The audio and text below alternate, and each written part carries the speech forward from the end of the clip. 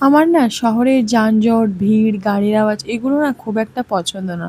তাই আমি ব্যাঙ্গালোরে থাকলেও সিটি থেকে একটু ভেতরে একটু গ্রামের দিকেই থাকি।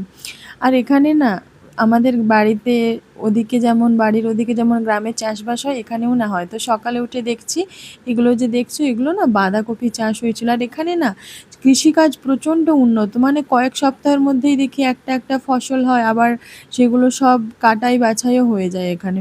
তো চলো কথা বলতে বলতে একটু ব্রেকফাস্ট বানিয়ে নিই। আজ অনেক দিন ধরে লুচি খাওয়ার একটু ইচ্ছে হচ্ছিল, তা ভাবলাম আজকে লুচি আর সাদা আলুর সবজি বানাবো।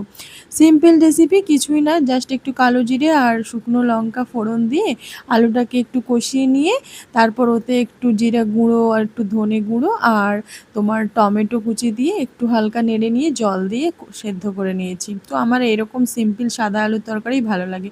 আর এখানে আমি লুচিটা বানাচ্ছি।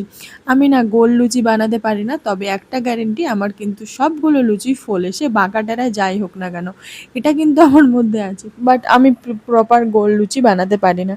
তো এখানে আমি লুচিগুলো ভেজে নিচ্ছিলাম।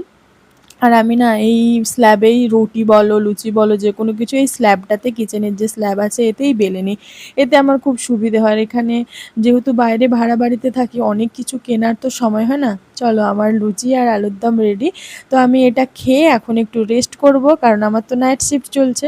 তো আজকের ভিডিওটা তোমাদের কেমন লাগলো অবশ্যই জানিও। Tata, by.